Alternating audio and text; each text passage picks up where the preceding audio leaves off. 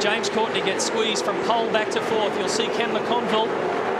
Ooh, contact. In fact, it was the other super cheap car that was involved in that down the inside, launching into the side of the number 12 Team BOC entry. That's of Andrew Jones. That could have been a whole lot worse. 3 cars control, heading up Wakefield Street. Winterbottom, 0.7 behind. Tander, front rider's locked for the leader. Jamie Whincup goes into the escape area at turn 4.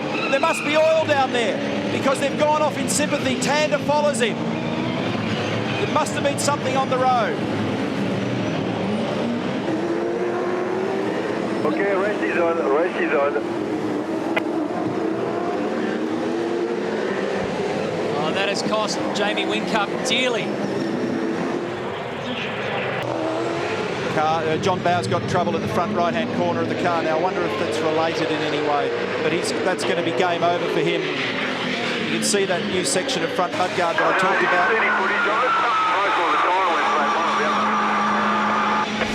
Thinking maybe the tyre went flat. This will be the answer for the poor Cruikshank racer.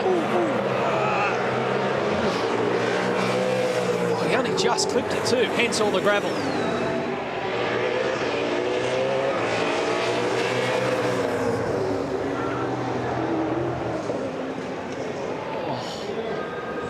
Spraying everywhere, obviously the problem. Oh, and his teammates involved in drama here too with Andre Heimgartner, both the Erebus Motorsport entries. So that's at 9, the 2 rookies together. And in the meantime, they're trying to get Will to do some diagnosis, some electrical work, as Dale Wood looks down the inside of the 111. So that's how it started for Heimgartner, and poor Walsh, nowhere to go. Yeah, that's Ash, unfortunately, just happened to be the wrong person in the wrong place at the wrong time. So Dale Wood having a look down the inside of Andre Heimgartner.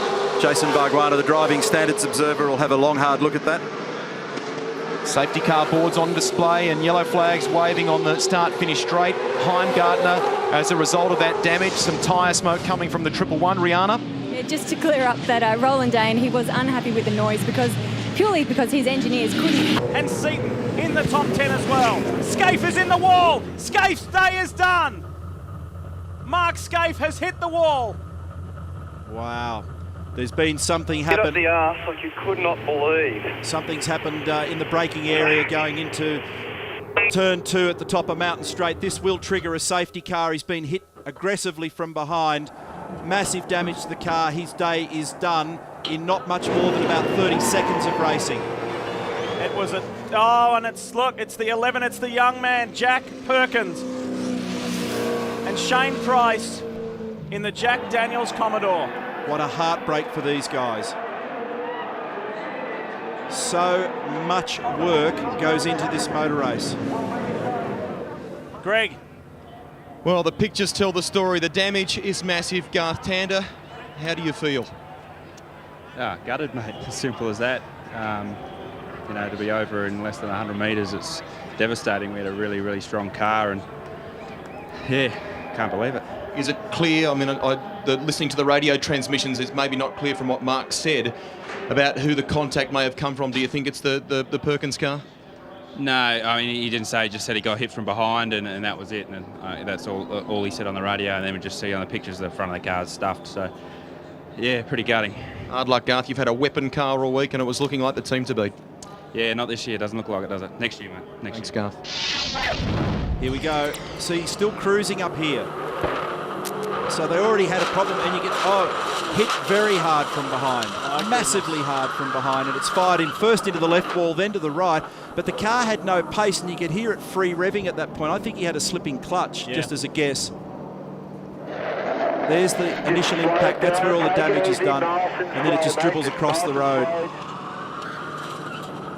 And he was hit by the all-rookie car of Jack Perkins and Shane Price. The Jack Daniels Commodore. What a nightmare start. You could not have predicted that. Mark. Well, Larry, you've just seen your son come a cropper on his first lap at Mount Panorama. Pretty tough sport, this, isn't it? Yeah, I don't know what happened. We haven't seen any vision. Clearly, Jack has collected someone, Scafe's collected someone or something. I don't know what that's all about, but yeah, that's what happens. What will you say to him when he gets back in the garage, Larry? Well, I won't say anything other than well, what happened, you know, and I mean, this stuff happens, and until you know why, nothing you can do about it. Thanks. Crew are communicating to Jack Perkins that there is a large flame coming out on the left-hand side of the car. Here is the Zinger replay of the start. Watch to the right. Scafe just gets swallowed. While all this is going on, drivers are being reminded to use very low throttle percentage, not burn away too much fuel. See, Mark had dropped a good 10 positions by that. But the hump in Mountain Straight is a good 500-600 metres up the road here. Let's have a listen. Yeah, he knew he was in trouble there. He's looking in the review. Clutch slip, massive clutch slip.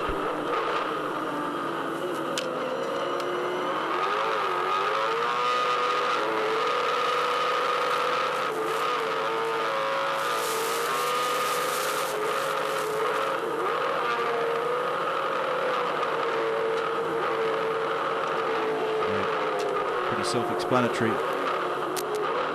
Just couldn't get it going, could he? No pace in it at all. Clutch slip. Sometimes it happens, but I doubt it because of Mark's experience, because they're too cold, or it's been massively overheated. But either way, he's had no substantial drive to the rear of the car, and it's just gone absolutely nowhere off the line and up Mountain Straight for the first time, Greg. Just with Rob Starr back at the Holden Racing team. We're just listening to the onboard vision there, Rob. It sounds like a clutch slip issue. Sometimes these things do come right with a bit of time, but it just didn't seem to. Yeah, it definitely was slipping, and you know, normally if you can get by in the first lap, they come good. So hands of Triple Eight Racing, Neil and Lee. Yes, yet another safety caution period, and this is the reason why. Boof, car 12, Dale Breed. I wonder whether or not he had a problem. He was sort of on the wrong. He just ended up, I think, in too deep, and then once he's on the grey, he couldn't pull the car up. Race director with tyres here over the weekend. There was no report leading to that he had tyre issues. It was just the contact that pushed him off the track. No, he didn't say. He hadn't said anything the last few laps. We've been in a few times just to top the fuel up to try and get a lap or two up our sleeves, and hadn't said anything. So we don't really know what's gone wrong. Thanks, Diggy. Okay, thanks, Daryl. The replay, the shocking replay. The full force of impact into that earth wall. Marshall and a photographer behind there as well. Unfortunately, they were protected from that incident. But different people have played different strategy games. Here's the replay of what happened to Anthony Tratt in the Toll HSV car. Oh, turned in, got it sideways. Big impact with the wall, back of the car. Badly knocked around there. Comes into frame, totally out of shape. That's our remote camera up on top of the wall there. Very fast bit of road there as you come out of the cutting. You've grabbed third gear at that point and starting the climb. Your speed peaks there just as he comes into shot, about 170 k's, sort of hovers around that and then builds further to the fourth gear change up to about 205 k's on the run down to the little, what we call metal grate. It's a real shame. Anthony Tratt was very in the foreground, and then listen. Smack that wall on the outside, just past Skyline, very aggressively. Good job, James Courtney, too. Yeah, just missed. Did he flat spot a tyre, though, in the avoiding manoeuvre? Never give up attitude. Good work, Cameron McConville. Well, just on the preceding. So Andrew Jones will hand over for the final time to Jason Richards as Cam McConville has finally made it back to pit road. You saw team owner just Keys going to slowly put it into car 50's garage. So in past the fuel rigs, nice and easy. Make sure it turns. It's Johnny Panozzo, team manager, calling the shots. Just instructing Cameron exactly what he wants. Can he get it in there? Will it turn enough? Not quite. A lot of work to do there, unfortunately. By putting it in the garage, they've got access to all their components. More people are able to work on the car there. Steve Henderson first in the driver's door there, engineer for the car.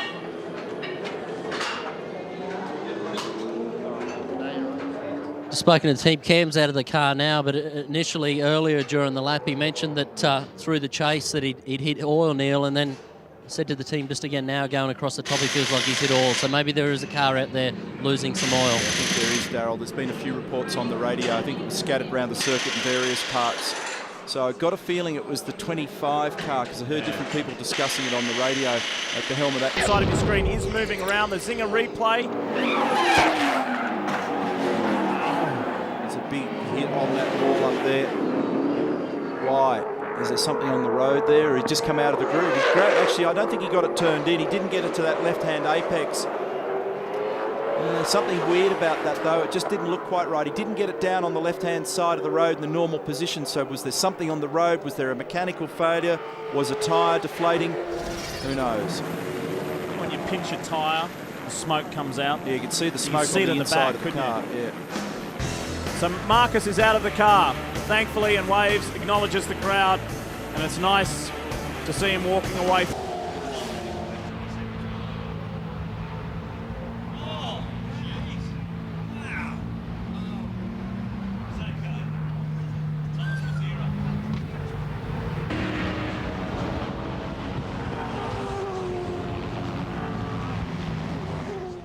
This year, Peter Brock to make it number 10 to win in his last competitive event.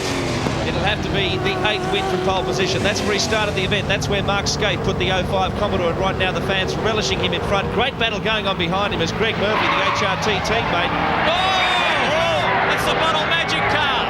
Trimble and Mezera, that's the entry. Thomas Mezera was behind the wheel. Goodness me, you could hear those tyres screaming. Where was it coming from? It was Mezera, I think. Coming down Conrod Straight, he must have had a massive brake failure or something. That was unbelievable. He just went straight off into the sand trap. Let's have a look at the replay of that. That was over at Caltex Chase. Well, the safety mechanisms in these cars generally look after the drivers. Let's look at the replay. Well, you can see the massive amount of dust there. He's just carving a groove through that sand over and over and over. Thomas Mezera at the wheel. Let's hope he's okay. But you can see the effect of that sand trap washing the speed off that car. It would have been coming into Caltex Chase. Here, another angle, right up on our cherry picker. Hits the sand, over it goes. John Smales. And I'm with a very, very disappointed John Trimble, team owner and co-driver. John, what's he said to you? Oh, we haven't got. He hasn't said anything to us, John, at this stage. What we do understand from pit control here that he's okay, which is the main thing. It certainly was a spectacular roll. I've got to tell him there's a left-hander at the end of Conrod. A rotten end to a fairly disastrous weekend, really. Oh, I probably had worse, but I can't think of it. But mate, it hasn't been particularly brilliant. But anyway, there's always next year. Thanks, John. Got to make it on. Probably had worse. Will have to be pretty bad to top that one. Thomas Mezera, thank goodness he's okay. There he is sitting on the grass, but look at that car.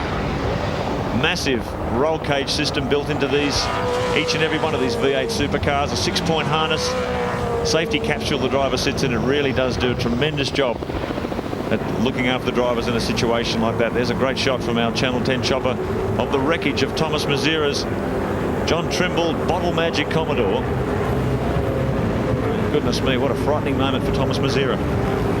Well, Greg Murphy put in the quickest lap time last time, so a pleasant stroll back. This is a replay of the earlier incident. There you go. The motor has let go there, and the Coca-Cola Donut King Commodore is about to turn around as they head through, as Wayne was heading through Forest Elbow. Well, it's just dumped a ton of oil, that rear tyre coming out of that exhaust. That's why he would have spun it, John Smales. With the pace car out, the major concern there was to get Larkham out of the pit because they're on standby for Alan Jones to come screaming in. Meantime, Glenn Seaton's team set up, and so is the Jim and Stephen Richards team. So the pit stops are going to be on. So frantic times ahead. Plenty is going to happen. We're at lap 90 right at the moment, and there is a replay. Bang! Mark Larkham coming in, and that right rear panel coming in contact with the front of Wayne Gardner's Commodore. It would be nice to stay up there in 6th position. I'm sure Ian Luff will be very much aware of the $25,000 prize money for the top privateer. Let's have a look at the Shell Helix replay. Bang! We just saw Wayne Russell, the Novocastrian, Before we were watching the picking our way through the privateers. Now he's got into a tangle with another car. That's put him off. Let's have a look at this from another angle. Mark, watch Larkham. Watch Larkham on the outside because he has to go right around the outside. I just caught a quick glimpse of him. Watch to the outside of Kevin Heffernan. Larkham has gone out in the dirt to avoid these two guys. Watch to the top of the screen. Larkham has gone way out. He still hasn't even come in shot as yet. There he goes around the back through the dust cloud. Through the dust, so hopefully he's emerged to the other side. And he's really slowed down too. His lap times have fallen off dramatically, just at a 2:24. Let's have a look at this from another angle.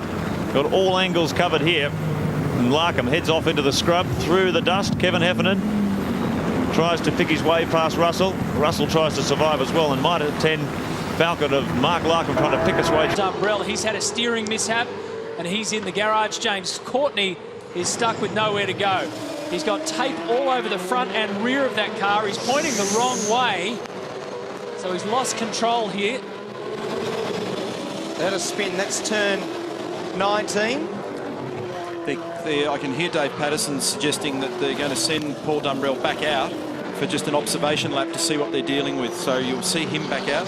So it's been a tough opening account for James Courtney. He's got the new lap record, but just a big pile of disaster, and this was all on his own.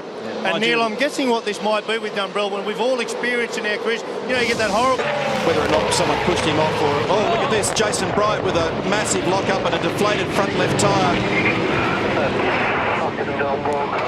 For all money, I would have thought he would go straight ahead. Yeah, copy that. This is dangerous now. Because he can't, that's why it's dangerous. Oh dear. Reynolds goes off. Even more damage on the front of Bright's car. Come on, mate, try and get it back. That front left is wobbling like crazy. He's got no control over it now. Look at it. It's completely and utterly shredded. That's why it was dangerous. Turn it down, Brady. Turn it off, please. The engine's lost pressure. Shut it down. And you'll have to park it, mate. That's it. So that's Phil Key talking to Jason Bright. And that's a huge amount of damage on the left-hand front of that car. That'll be a safety car, I imagine. So it's ripped the composite guard off it, broken the front suspension. So I reckon there's been contact prior to this, and in the battle perhaps early in the race, and it's damaged the guard or steering a bit weird, and then it's just popped down there. And this is the dangerous bit we said, because David Reynolds rode right up over the front left wheel, and there's the safety car confirmation up on our computer timing system. So that car's going nowhere up in the valley. That impact, watch this impact from David Reynolds. I mean, he's lucky to stay. Oh my goodness, he got air. That is Dukes and Hazzard stuff, isn't it? And because Bright couldn't hold the car to the right because the left-hand front tyre was flat, so he basically understeered into the side of Dave Reynolds. So David Reynolds was the innocent bystander in that, and a lot of damage on that car. The cars, when they fly in the air, they're heavily sprung, and a lot of the forces then are transposed into the chassis of the car. Have a look at this, how high the car, with wheel-to-wheel contact, just like an open-wheel car, and right up in the air, and bang! Pulled all four wheels off the road. Huge amount of damage on that car. In fact, it may have even bent the body shell. Usually they break the windscreen. Heaps of people taking this safety car opportunity to take their stop. Winterbottom's in. He had the full motocross leap here. So watch car 18, the yellow and black Preston Hire car, and they've just renewed that deal for next year. Watch this. He front left corner of car 18 trips over the right front wheel of car number 19 and gets a pile of air and then drops it back on the road. Here's an angle on the exit of the corner. And this is Craig Baird at this stage already turned.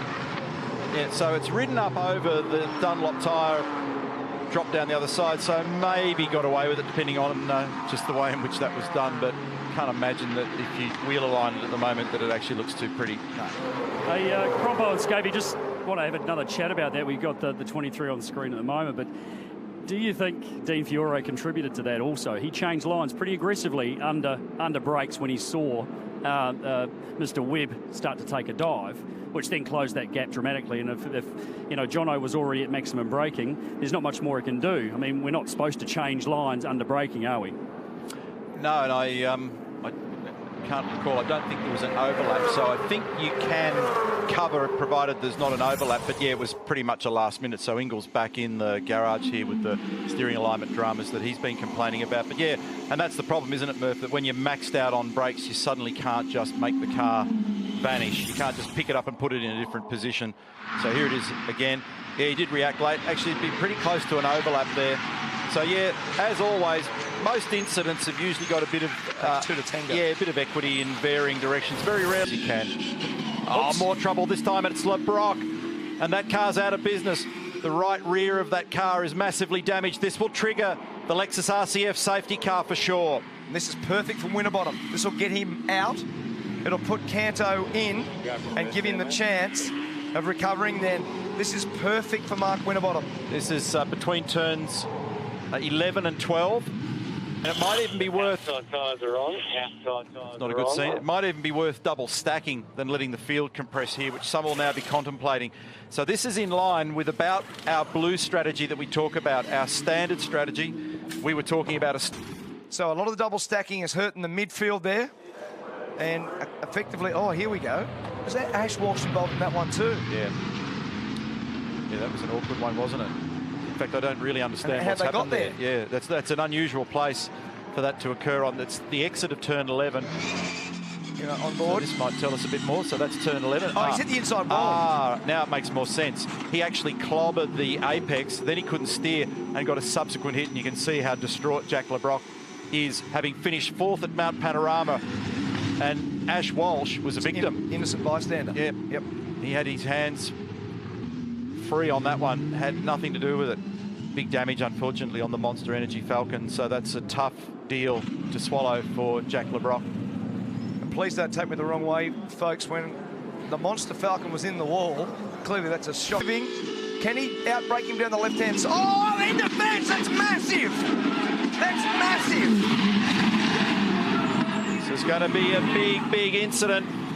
The safety car out, Tander and Coulthard in a wild exchange. Mate, I have to say, that guy's career needs to be over, I reckon. That is ridiculous. I'm really sorry, mate. You did a fantastic job. So, extraordinary scene on the front straight. Ryan Story in disbelief. And that has torn apart the Dick Johnson Racing Team Penske Ford Falcon. And it didn't really understand who was zigging and who was zagging. We were on board at the time. Let's have a look from the chop-up. So Tander at this stage is needling. That's all permitted. This is fine. There's an overlap and there's air. Then there started to be a position exchange and another, no problem. Where did the contact come and why? Here, Gus turned him. Absolutely.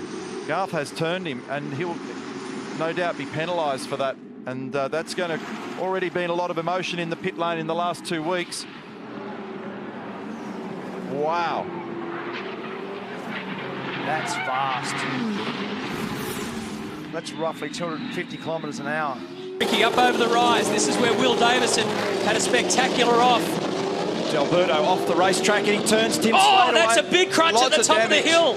It's not done with yet. Garth Tander's involved. Tim Slade's involved. Todd Kelly's involved. Now that started with Delberto off the racetrack on the inside, and then there was just nowhere where all the cars could go once they started crunching into each other. So Delberto definitely started. He went down the inside of the road, couldn't get it stopped, and safety car out now. A lot of damage to those cars. Garth Tander. Almost exactly the same spot as race one, just a little bit further up the road. Will Davison had a big spin yesterday and somehow managed to avoid everyone, not this time around. So there's Delberto's car. Look at the mess on the other side of the track. So Tim Slade has been collected in that. Garth Tander, and that's Tony Delberto's car off in the distance. There's the Lucky 7 car, and a lot of radiator fluid coming out. Here's what happened. So for some reason, Tony just ends up off the racetrack on the left. No, he didn't make contact. He's just driven up there. That was... And then he's tagged the back of Slade. Oh. Tander's got nowhere to go into Slade. Steve Owen's gone straight to the back of Slade's car. Here he is again from the other angle. So look for Todd Kelly's car. There's Todd. Bang. Slade. Tander, Webb, Reynolds, Gisbergen spun in the background. Delberto, massive. The circuit, this will tell us what happened. So Lowndes comes zeroing down here at turn 11 and smash. Gee, that's an unusual one for Craig. I mean, he had huge pace. It's like he missed his brake marker or something. He's come rocketing down the inside, and that's a big hit for Russell, who was having a good run. Now, and Lowndes was one of the guys that had stopped on lap 5, so in strategy terms, he wasn't looking to... He went in there with huge pace compared to... It's almost like he's had a jam throttle or something. I mean, halfway down there... Cup means he pinched himself, and that's the reason why the rear of the car broke away. And how's this move on the inside, down at turn 8? Nicely done. No evidence at all of brake locking in any of the 4 corners of the car. That was a well-calculated, well-executed move. Now, that started with Delberto. Delberto rotating Alex Premer. He grabbed one of the Jack Daniels racing cars in the process, and Courtney forced wide. James Courtney's about... Oh no! He's in the fence! They're both in the fence! They're all in the fence! Unbelievable! Top 3 in the fence. Van Gisbergen goes as well. Suddenly, Whincup has managed to keep going. Courtney's desperately trying to go with him. They're fast! That's stupid. I said it 15 seconds ago. They pushed that you cannot afford to have a crash in these conditions. They should have been on wets. Particular attention to the right front. He's got nothing on the right front. It's going nowhere. They're all broken. Forget about it. This is just incredible. Damage, Brixie. The right front appears to have damage. It could be just flat. Let's have a good look. Let's just take our time. Got damage on front right. This could end up being a red flag, which means that if it red flags, it could backdate. I need to see where we're at in percentage terms. But we are ready for it's got broken front suspension. Guys, this is when you've got to go with the driver. You've got to go with the driver's feel. When he said on the safety car at the restart, it's time for wets. We have passed the critical 75%. It can be declared a race. We've got massively wounded cars, and if it is declared, it'll backdate to the lap prior. Yeah, and don't ask me what it looked like at that point, because it's too much data to process. He's going to battle to get it into pit lane. He can't steer it. No, he's got it there now. Now, I totally echo your remarks. The driver, he was saying, I need wets. They're playing way too much of a theoretical laptop game and not enough racetrack game. It's going to be super slippery. I'm going to have to try and get you to try and turn around the ERM buoy. That's what. And we're going to take our time and just make sure everything's good. So that's what happened to Craig Lowndes' car as he went slamming into the rear of James Courtney's car. Okay. Right out of it. Okay, let's go up. Stand under, please. Let's have it. Oh, it's got a broken disc. Okay. It's got a broken rotor. He's going to be there forever. We've got a rotor that's smashed in pieces, boys. Rotor smashed in pieces. Upright broken in half. Upright broken in half. Yeah, you can see there goes not only smashed this, but the upright is broken clean in half. That's going nowhere. So that's one championship contender gone for the day. Now, what's it look like at the other end of town? Because it doesn't look much prettier. It's gone too. He's going nowhere. Adrian Burgess, sporting director. This thing is broken. These two guys are going to get a big fat zero. James Courtney, to make matters worse, he's turned into the wrong garage. They're going to have to push him around and get him in the right garage. This is a mess. It is belting down in pit lane at the moment. It couldn't get any worse. Guys, where is Winterbottom? Because if these blokes score zeros, Winterbottom you're going to have to focus on here, because he could grab points. He's down in 13th. What's the state of his car? Have a look at the damage on Lowndes' car after running into the back of James Courtney at turn 5. Well, if they thought Jamie Whincup's car was bad, wait until they see what's happened to Lowndes'. Alex Davison stuck. Todd Kelly was stuck there. It's like a wrecking yard. Mark Winterbottom is the big question. Where is he? What damage has he got? He was the first one to go. The Watts linkage has gone on that as well. The rear is wobbling all over the shop. There's not much that isn't gone on it. So Winterbottom, here he is. Now, okay, so he's got a big fat zero too. So all three contenders are going to end up with nothing out of this. This is a joke hitting. Yeah, so I needed to see him to understand what could, because this could have been the Formula One scenario where the bloke in third in the championship leaps up and scares everybody at the top end of town. That's not going to happen. Stay outside there. Lowndes and Courtney are out at the moment. We're going to try to do something with this. Let's see what we can do. Stay in the car. There's 14 laps to go. Well, when they pull this off, you watch.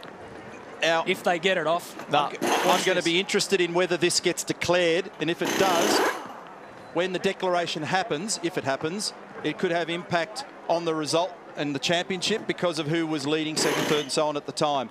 But the longer it trickles on... Well, I'm pretty sure that Jamie Whincup was leading the race. When we go back... It may not get declared. Depends on how many cars are scattered So this where. is what happens. So Whincup follows these guys in. Winterbottom's the first to go. Courtney goes in. Whincup's gone in. There they are, championship contenders. Then they 1, 2, punch 3. again. Van Gisbergen gets into the mix. Now you keep an eye on Craig Lowndes, who gets speared over to the left-hand side. There's still cars hitting the fence left, right and centre. And then there's Michael Caruso. Todd Kelly will arrive on the picture sooner or later because he couldn't go anywhere. And then watch this. Oh, that's from Jamie Whincup. There's Courtney. This is a championship moment evaporating in the middle of a rainstorm. But it's the status quo. So it's a reset for tomorrow. So forget about the championship contenders. They've actually all neutralised each other. Each of the teams and their strategists have neutralised each other. Check this out. Watch James Courtney's car and Craig Lowndes. Crunch. That sound you can hear is the sound of cash registers ringing. Because that's an expensive act, all that. So I'd forgotten about Winterbottom because I was that focused on these two guys that it was hard to read what was going on. But the first bloke to crash was Winterbottom. Yes. He was the guy that went into the fence first. Guys, it's all happening here.